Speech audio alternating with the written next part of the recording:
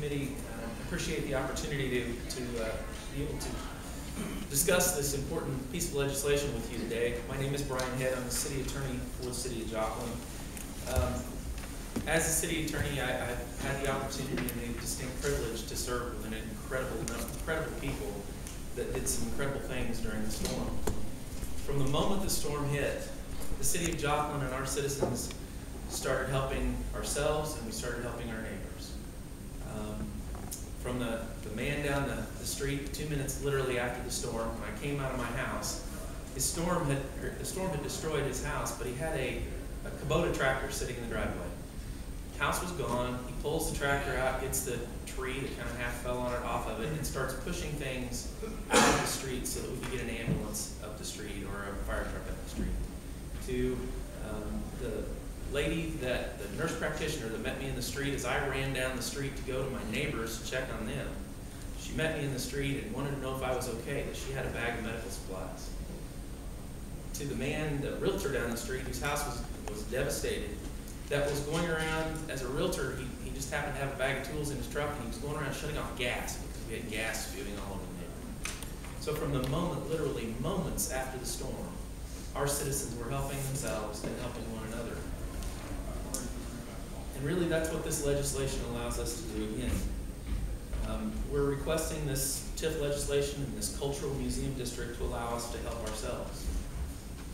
As was mentioned, we do have letters of support from every taxing jurisdiction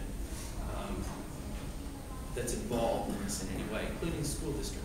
I was asked yesterday, well, that doesn't really mean a whole lot because this is state revenue. Well, I would hope that for senators and for the legislature generally, that when every entity in a city comes to you and says, this is what we need to be able to move forward to rebuild our community, I would hope that that would at least have persuasive impact on the legislature. We aren't in this legislation changing any of the requirements. We've already formed our local TIF. We followed all of the customary processes to do that. The TIF is in place.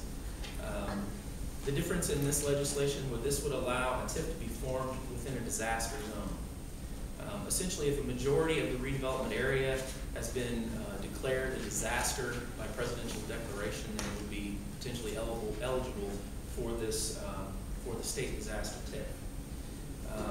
The state disaster TIF would allow 50% of new state sales tax revenue and income tax revenue to flow into the redevelopment area. Now, this is going to come from new jobs that are created due to the redevelopment and new incremental sales tax. So this is new revenue. So it's not really taking any existing revenue out of the state coffers. This legislation also reauthorizes an existing museum district that had been on the books before. It had expired. It will allow and expand to cover development operations of the museum, but it will allow us to continue to redevelop, to rebuild some of these cultural amenities that were lost. It will allow us to continue to just rebuild. Again, this district would allow some new taxes and new fees on users, much like a TDD. It doesn't allow for a citywide additional tax rate or anything like that, but it would allow some user fees and taxes to be associated with that district. I have here a letter of support from Rob O'Brien, who is the president of the Joplin Area Chamber. He was unable to be here today. He had anticipated coming to testify today in support. I do have a letter that I will leave with your permission. That is a letter of support from the Joplin Area Chamber. In summary, I would say Joplin has helped itself. Our folks have worked hard. We've helped one another. We've helped ourselves. And we are simply asking that Senate Bill 74 be approved so that we can continue that effort to help ourselves. Thank you. I'd be happy to take any questions. Senator Lynn. Thank you for the testimony.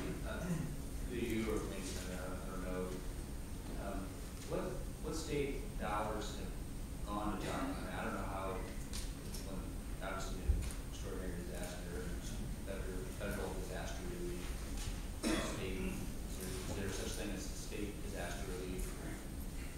I can't tell you the numbers. I know that we have had extraordinary assistance from Department of Economic Development, from SEMA, from the National Guard, from various agencies. Now, what that dollar figure is, I do not know. I know that the federal cleanup alone through the Army Corps of Engineers was something approaching $92 million, but again, that was a federal outlay. As far as rebuilding, what this is rebuilding, so what contribution does the state make with respect to actual dollars? When you're describing this, you're suggesting that the present value of the future cash flow is $17 million, right? Correct. So this will end up being twice that over 23 years, but present value is 17 million. I'm just trying to get a sense of, I don't know the answer. Does the state, when something like this happens, does the state send disaster area 10 million, 20 million, I don't know. I think there have been a number of various different programs that all come together. And again, what that total is, I don't frankly know. Thank you. Absolutely. We'll get that information in a minute. A couple questions. Could you just walk through the community, because this would be the first time this community's had an opportunity to look at a TIF issue and a disaster TIF. The process by which it's established, and maybe how it's different, just for educational purposes for me, how it's different than what we do now. The process actually for forming the TIF does not change. I mean, the standard TIF process is, there are notifications that go out to all of the taxing jurisdictions. Generally, you will get a developer who will bring forward a redevelopment request. You go out for bid on the redevelopment. You negotiate redevelopment contracts, and then about as quickly as you can do one's about 120 days from the time you start the process until you end, which is, we started in probably late September and finalized it just before the end of the year.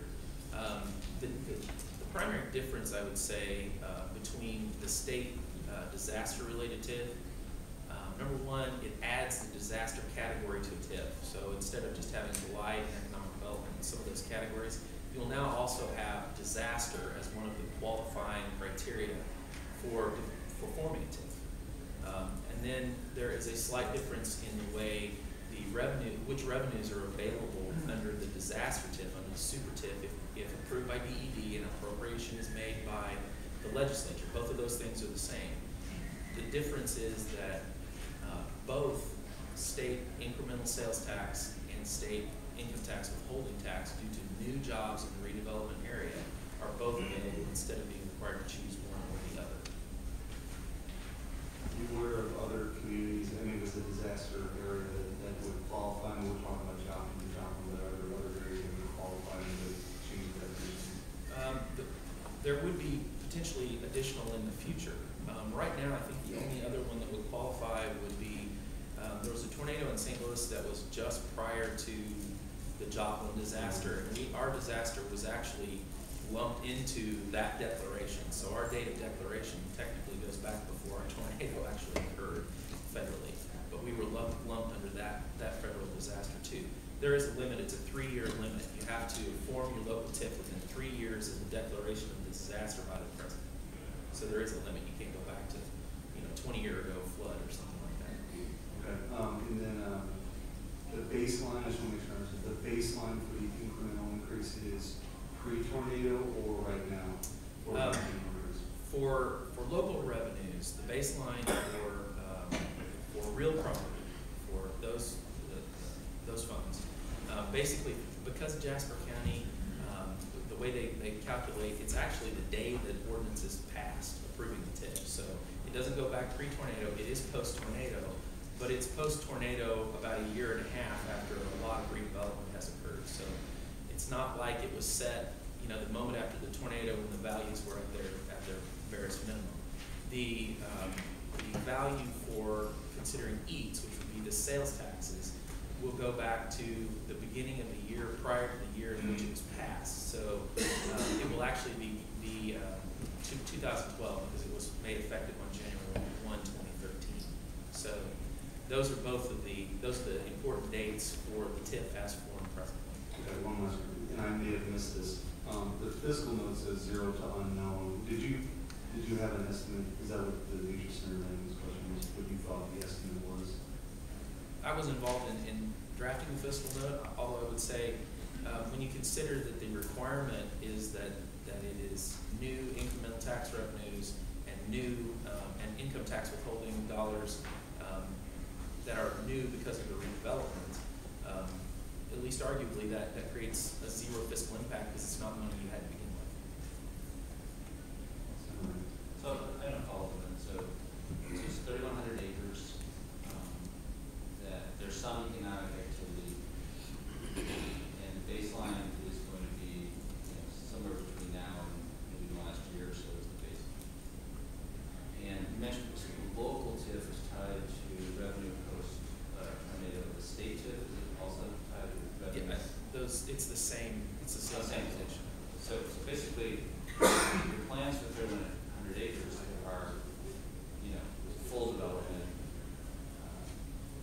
restoring, maybe going beyond restoration, and so, but you're going post tornado, and so clearly there's going to be extraordinary growth of revenues, sales tax revenues, and income tax revenues. If you're going from a relatively undeveloped, you're declaring it a disaster area, I suppose it's a disaster-like area. So it's almost, and so half of that growth goes to fund the TIF, or all of the growth. Half, right? So if there's, I guess to say theoretically, there's no sales tax today on the 300 acres, and then you have $1 million in sales tax, half of it goes to the TIF, half of it comes to the state. Is that right? That's correct. Okay. Okay.